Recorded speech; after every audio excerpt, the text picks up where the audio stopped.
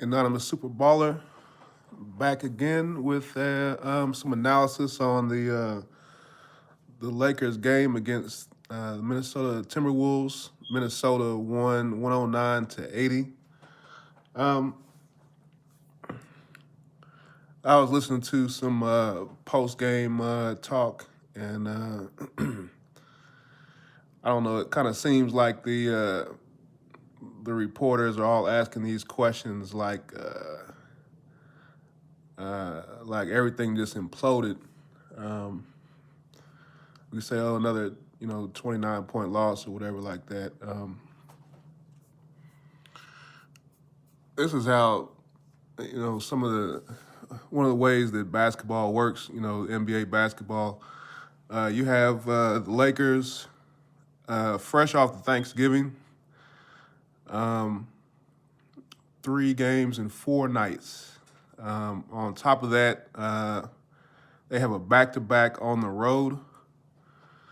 The word was the Lakers got in at 3 in the morning in Minnesota. And then you also have Minnesota looking for revenge. They've been sitting back for 3 days with the ability to focus on one game. It's a revenge game on top of that. The Lakers beat Minnesota opening night. So you have all these factors balled up. It's what's called a scheduled loss. Anybody that thought the Lakers, were going to come in here and just beat up on Minnesota, good luck with that. Hope you didn't put any money on the game. It's just how it is. And then on top of that,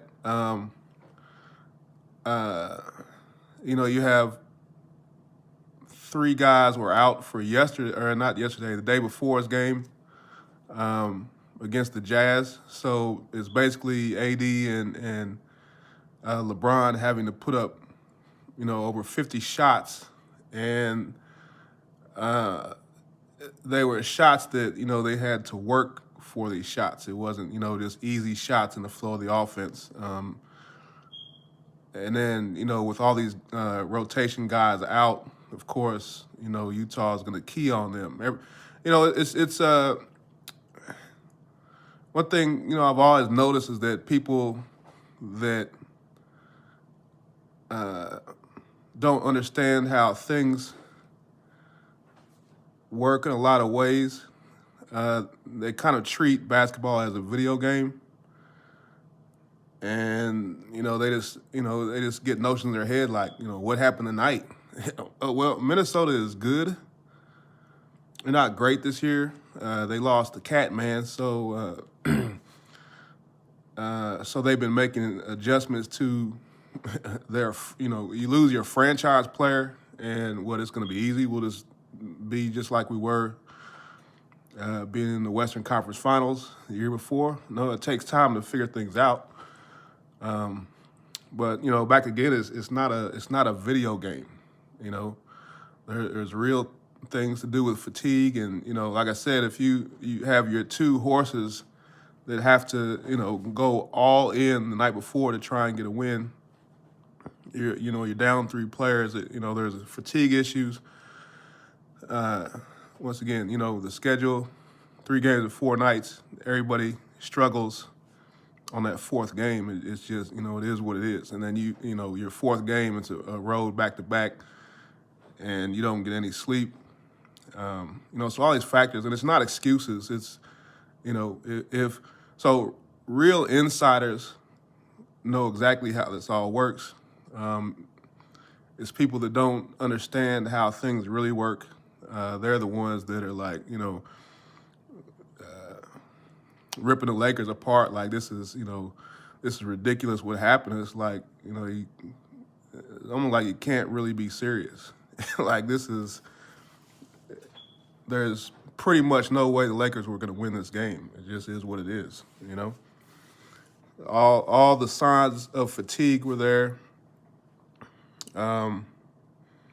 3-point shooting went off the cliff. It's all fatigue, legs. The field goal shooting, you look at it, I don't even think LeBron and AD, did they even get up 30 shots tonight? Maybe they got a little over 30 shots. They were tired, they were fatigued. You have a team like Minnesota, who I call the long boys. Everybody just long arms, length, 7-footers everywhere.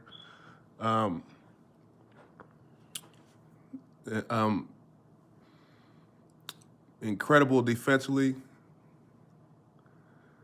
Maybe not incredible this year yet, but they're, trending in that way. They also came off a 4-game losing streak, and 2 of those at home. So they're really, really geared up for a big game against the Lakers. And it's the Lakers, It's not excuse making, it's reality. No excuse making here. Actually, I don't have much tolerance for excuses. But you also can't, it's like,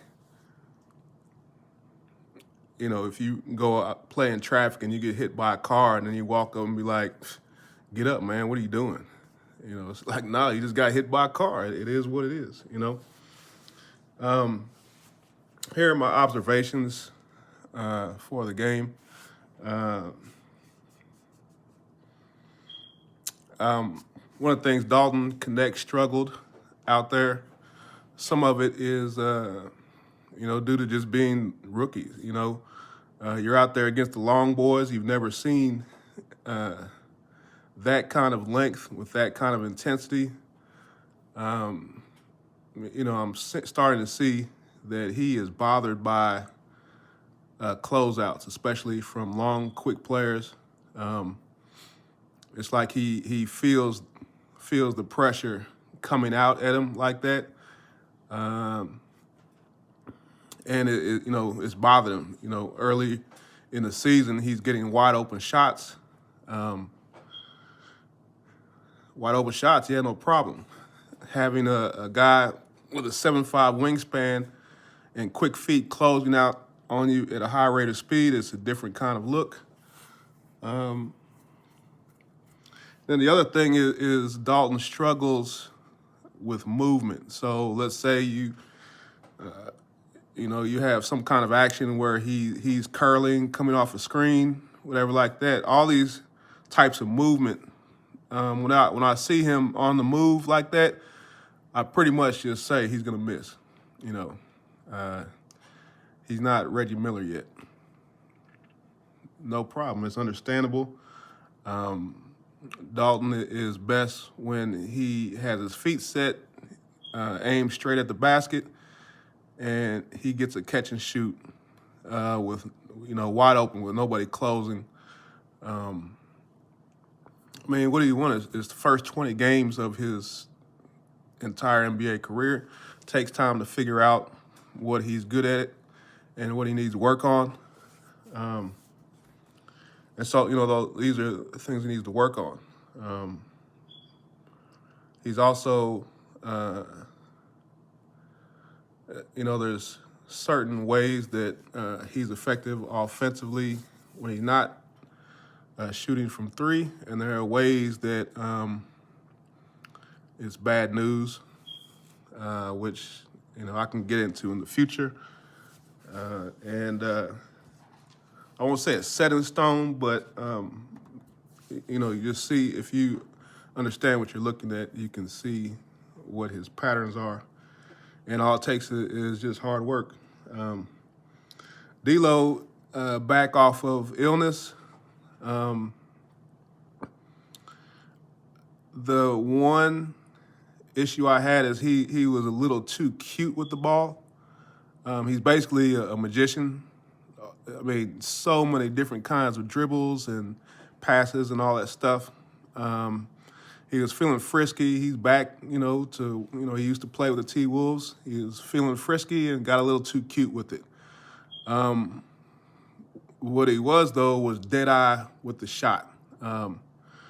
Once again, I reiterate that D'Lo went to the Steph Curry School of Shooting. Anytime you go to the Steph Curry School of Shooting, great shooters think they can really shoot until they stand next to that man. And then you realize that you're probably a great shooter in the regular human being category, and then there's a different category. And then, but when you spend time with Steph, you iron out, all kinds of kinks in your shooting. You realize what kind of intensity and effort it takes to learn how to shoot, and consistency. I'll probably sometime provide a list of all these guys that have passed through the Steph Curry School of Shooting. Some people will say they didn't learn anything. I'm not going to say any names right now, but there's some people who think they can shoot better than Steph. I won't even get into that right now. But they ran into somebody else that has been in the Steph Curry School of Shooting, and that is Dante DiVincenzo, a.k.a. the Big Ragu. Dante, if you go back, of course, he won championships at Villanova. He got with the Milwaukee Bucks, and he got a ring there, but he was suffering from injuries and was not much of a contributor in that championship run in the playoffs. Then he got traded to Sacramento, I believe, and he kind of played with I don't know. Just when I watched him in Sacramento, he had this ego. Like he came to Sacramento, they weren't good, so he just came in gunning like he was the man, and it was just basically bad basketball. Just being a straight shooter, bad basketball. He didn't understand the NBA game, but he was cocky coming off a championship with Milwaukee. Do I blame him? No. I mean, it is what it is. But then he gets to Golden State, and he reconstructed his game. He changed how he dribbled. Almost nobody knows that. He changed his dribble, his handle. His handle became much improved. And then, of course, Steph Curry School of Shooting. If you look at his shot in Sacramento, and then you look at his shot, it didn't happen immediately at first. It took a little time. But, going towards the end of that season, I think it was 2023 season, and then it really started to flourish once he got with the Knicks. His range is just deep.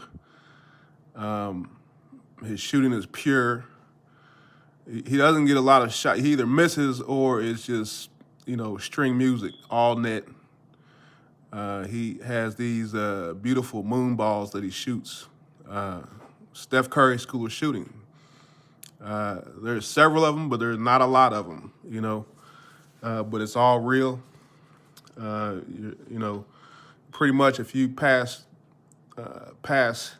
through the School of Shooting, you're going to have career highs oftentimes in your three-point shooting. And so Dante is on that. And, of course, Dante is also rough and rugged, and he's going to bring it. And if you don't, it's going to be a problem. But D'Lo, beautiful shooting. He was dead-eyed tonight. Outside of a little bit of horsing around, I mean, he was, of course, once again, player of the game. He was feisty defensively. When he's like that, he's not, when D'Lo's not engaged defensively, there's issues. When he is engaged, though, D'Lo can create havoc. Your dribble isn't safe around him. He gets in the passing lanes. He anticipates. He can sneak up on you. If you're posting or something like that. It's not easy like people think it is with D'Lo when he's engaged.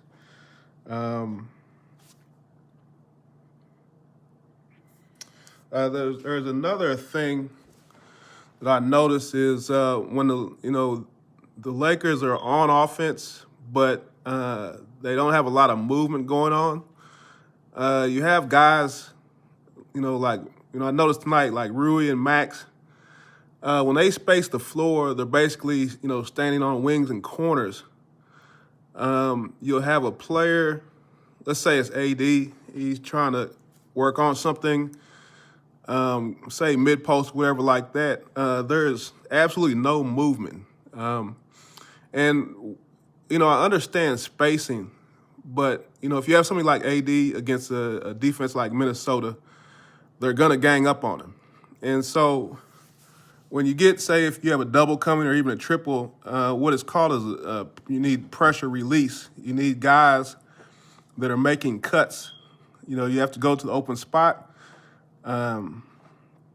You're basically relieving the pressure. You move to a spot, you just cut, and then you can get hit up for little dump passes, pocket passes, what have you, and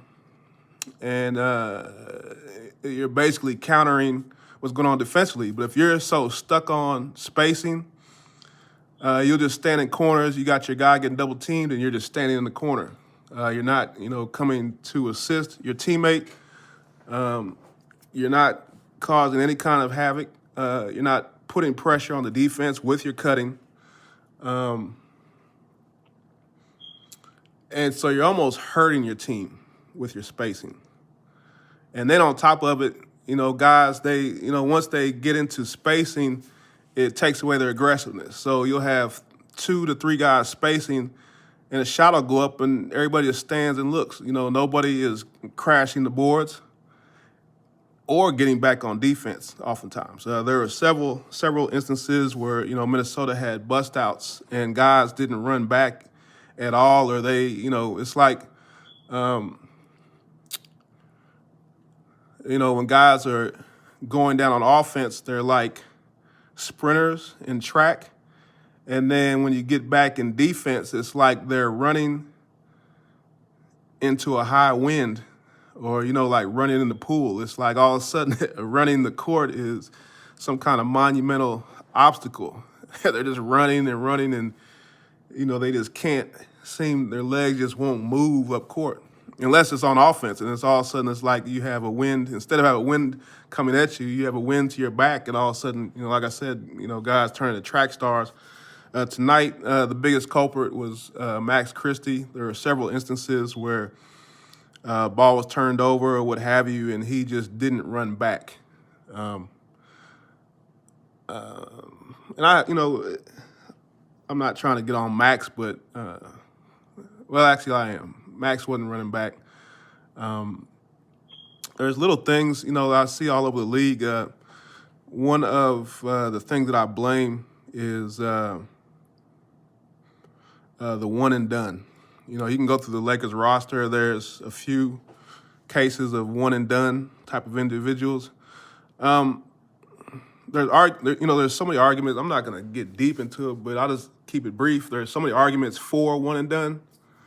Part of it is, the players are being restricted from earning a living. All these other sports, they can go straight out of high school into the pros. Some of them don't even have to graduate high school, whatever like that. Basketball, there's been this big push. A lot of things have been pushed through to the player's detriment, and they don't understand it. Sometimes you need years to develop. One thing about a one-and-done player that people don't look at is when you consider yourself a one-and-done player, a lot of times you're half listening to the coach. You're not fully dedicated to the program. You're thinking about getting to the league. So, I understand this because I know coaches. I hear story after story after story. Trust me, if you're an avid basketball fan, you know nothing compared to what really goes on behind the scenes. I was blown away once I had things open up to me about, the inner workings of basketball.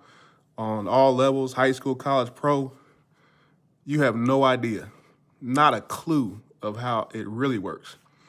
But this one and done psychology is basically, it's like, sitting in class, you're in high school and you're not listening to the teacher. The teacher sees you, you glazed over and they're like, hey, did you hear what I just said? Yeah. And you can kind of repeat what they, the last 3 words, but you're thinking about, getting out of class, going to lunch, playing hooky, whatever like that. You're not truly focused on what's going on in class. And in basketball, say you're in college in a program, a lot of the higher learning, the advanced learning, it has to do with coming back year after year. You come back year after year, you know exactly what your coach wants. All the things as a freshman, you come back as a sophomore. It's things start to make sense without anybody saying anything. You just mature, and you come back and you're looking at what other players, you see other incoming freshmen, you're like, oh, that's what I looked like last year. I know what they're going through, but I'm starting to understand what the coach wants. All the ups and downs, the consistency, you're becoming a man, but you're in a controlled environment. There's so many factors that just aren't accounted for. You consider yourself a one and done player. You look at college as almost an obstacle a lot of times. Like, if I didn't have to go to college for this 1 year, I wouldn't even be here. You don't respect it. Guys, as soon as the season ends, they're with their trainer. They're blowing off the rest. They're just blowing off. College is over with, So there's a lot of jewels, a lot of lessons that are missed out on with the one and done. And then, of course, somebody like me, I'll sit there and just look at a player, and I can just smell it. I can sense it. Let me look this guy up. Is he one and done? Because I can smell one and done right now. One and done is like, you have a pie in the oven, and the crust starts to brown and all that stuff, and then the scent of apples gets in the air and it twists around, and that's what one and done smells like. And so, not to, like I said, I'm not trying to pick on Max too much, because I like Max, but he, especially in the game against the T-Wolves, it had one and done written all over it, all the little stuff. It wasn't just a bad night for Lakers because of all the stuff I listed before. There's also when you have deeply ingrained bad habits, when there's a fatigue situation, bad habits start to show their face again because they're easy. Falling into bad habits is easy. Doing great things is rarely easy in basketball.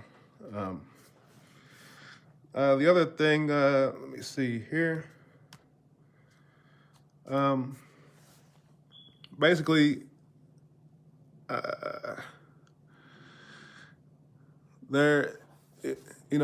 it's like, once again, going back to the reporters, it's just like, oh, the sky's falling and all this stuff. No, the guys are tired. Had players out sick. You have your closer out. AR is their closer. He also steadies the ship. He's also, what do you know, a 4-year player. AR is quite underrated. A lot of times you don't give him his proper respect until he's not there, and then things start to show up. But the Lakers are trending in the right direction. I know it doesn't seem like it. But, also when you try to trend in the right direction, sometimes, you lose games and this and that. Weird stuff happens. A lot of it has to do with timing. You ran into a Minnesota buzzsaw. I mean, when you have teams with, consecutive losses, especially at home, you have closed door meetings, you have all that stuff. And then it's a revenge game. They're not going to be nice to you. They're going to try and punish you. Nothing to worry about. Trust me on that. Nothing to worry about. All the Lakers need to do is go and get some rest. They're still on the road. Go and get some rest. Get their feet up. Get treatment. Get sleep. Get their vitamins in. Hydration, all that stuff. Nothing to worry about. Of course, Miami is, always going to have some anti-King James sentiment, which is understandable. If it happened, they're going into Miami. I think it's Miami. Miami's not going to be nice, but I don't think the Lakers are going to be nice to them either. King James is going to be looking for a big bounce back game. And of course, AD is on a mission. Both, all of them, I think, are thoroughly disgusted as to what happened in Minnesota, and they're looking to rebound. And so if I had a prediction, I'm not going to sit there and say who's going to win or anything like that, but the Lakers will be back full force again with Miami. Other than that, that's it. I'm out.